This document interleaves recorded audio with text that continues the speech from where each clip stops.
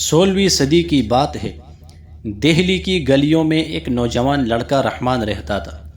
اس کا باپ ایک غریب درزی تھا جو دن رات محنت کر کے اپنے بیٹے کو پڑھانا چاہتا تھا۔ رحمان بہت ذہین تھا اور اسے کتابیں پڑھنے کا بہت شوق تھا۔ ایک دن رحمان بازار سے گزر رہا تھا۔ اس نے دیکھا کہ ایک امیر سوداگر کی جیب سے سونے کی اشرفیوں سے بڑی تیلی گر گئی۔ سوداگر آگے بڑھ گیا اور اسے پتہ بھی نہیں چلا۔ رحمان نے جلدی سے وہ تیلی اٹھائی۔ اس کے دل میں خیال آیا کہ یہ اشرفیہ اس کی زندگی بدل سکتی ہے۔ اس کا باپ قرض میں ڈوبا ہوا تھا، لیکن پھر اسے اپنے والد کی بات یاد آئی۔ اس کے والد نے ہمیشہ کہا تھا، بیٹا، ایمانداری سب سے بڑا خزانہ ہے۔ یہ بات قرآن پاک کی تعلیمات میں بھی واضح ہے، جہاں دیانتداری اور امانت کی بہت تاکید کی گئی ہے۔ رحمان نے فوراً فیصلہ کیا۔ وہ سوداگر کے پیچھے بھاگا اور اونچی آواز میں پکارا، جناب ٹھہریے، آپ کی تیلی گر گئی ہے۔ سوداگر نے مڑ کر دیکھا۔ اس کا نام سیٹھ دین دیال تھا۔ وہ شہر کا مشہور تاجر تھا، لیکن اس کی سخت مزاجی سب جانتے تھے۔ اس نے تیلی لی اور اشرفیہ گننے لگا۔ 100 اشرفیہ تھی، یہاں صرف 99 ہے۔ سیٹھ نے شک بری نظروں سے رحمان کو دیکھا۔ تم نے ایک اشرفی چرا لی ہے۔ رحمان حیران رہ گیا۔ نہیں جناب، میں نے کچھ نہیں لیا، یہ تیلی مجھے ایسے ہی ملی۔ جھوٹ مت بولو، سیٹھ نے غصے سے کہا، میں قاضی کے پاس شکایت کروں گا۔ اگلے دن شہر کے قاضی محمد حسن کے دربار میں دونوں پیش ہوئے۔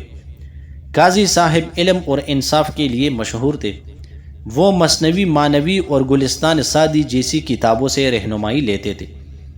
قاضی نے دونوں کی باتیں سنی، پھر انہوں نے سیٹھ سے پوچھا، تمہاری تیلی میں کتنی اشرفیہ تھی؟ 100 حضور۔ قاضی نے رحمان سے پوچھا، تمہیں کتنی اشرفیہ ملی؟ مجھے نہیں معلوم حضور، میں نے گنی نہیں تھی۔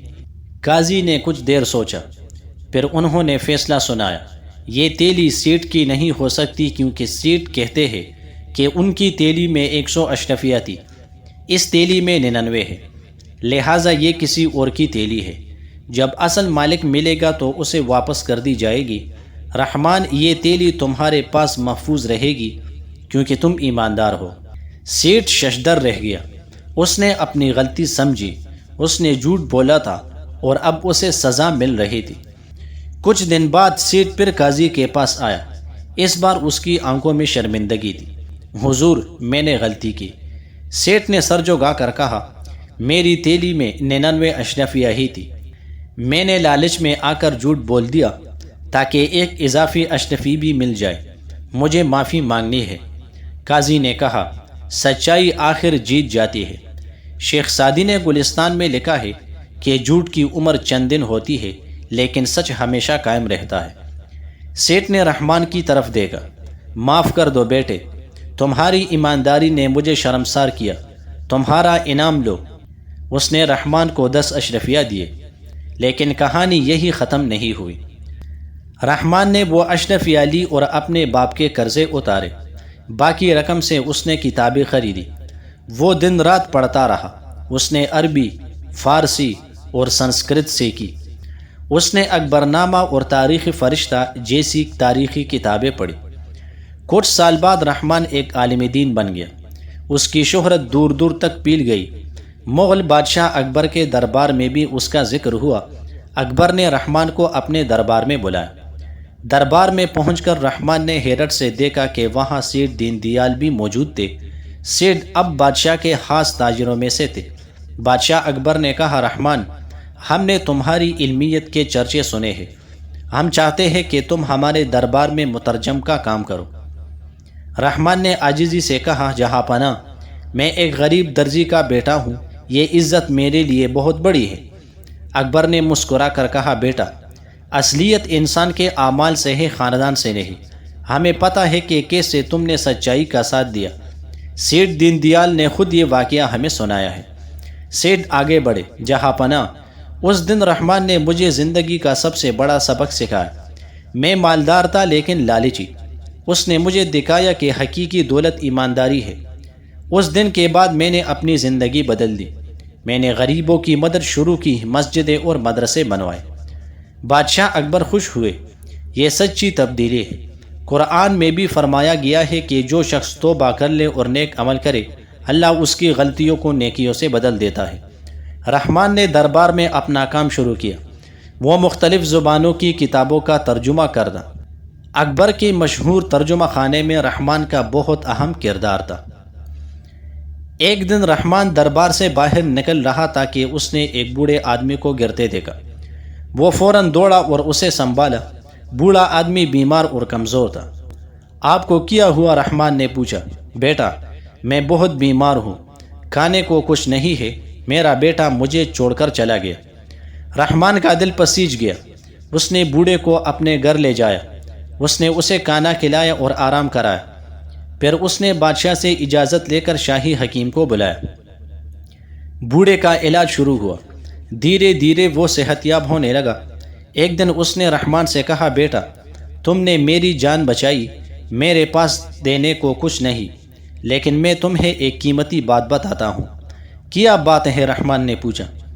میں نے زندگی میں بہت دیکھا ہے۔ بوڑھے نے کہا، میں نے امیر بھی دیکھے اور غریب بھی، لیکن سب سے خوش وہ لوگ تھے جنہوں نے دوسروں کی خدمت کی۔ جناب نبی کریم علیہ السلام نے فرمایا، بہترین لوگ وہ ہیں جو دوسروں کے کام آئے۔ رحمان نے یہ بات دل میں بٹھا لی۔ اس نے فیصلہ کیا کہ وہ اپنی آمدنی کا ایک حصہ غریبوں کی مدد میں خرچ کرے گا۔ وقت گزرتا گیا۔ رحمان نے ایک لائبریری بنوائی جہاں غریب بچے مفت پڑھ سکتے تھے۔ اس نے ایک مفت دواخانہ بھی کھولا۔ اس کی شہرت پورے ملک میں پھیل گئی۔ ایک دن ایک نوجوان رحمان کے پاس آیا، حضور، میں آپ سے ایک سوال کرنا چاہتا ہوں۔ پوچھو بیٹے۔ آپ نے اتنی ترقی کیسے کی؟ آپ کی کامیابی کا راز کیا ہے؟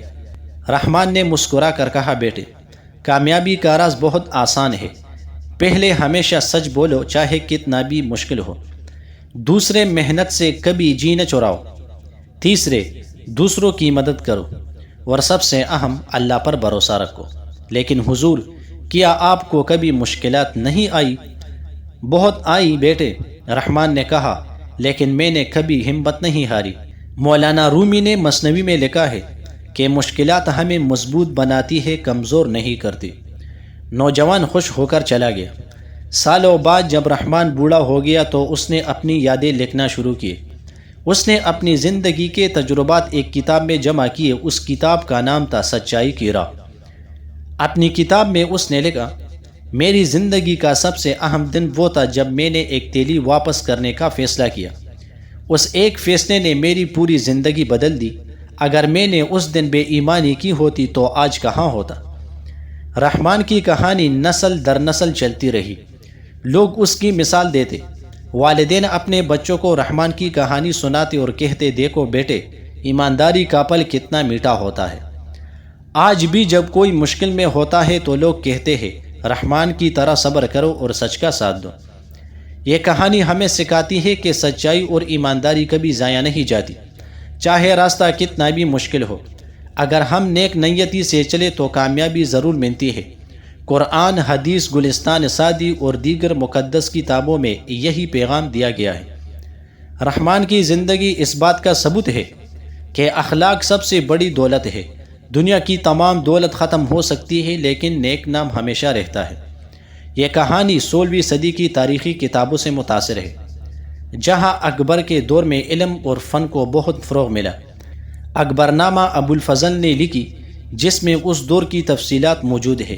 گلستان سعدی اور مثنوی معنوی جیسی کتابوں نے نسلوں کو اخلاقی تعلیم دی ہے۔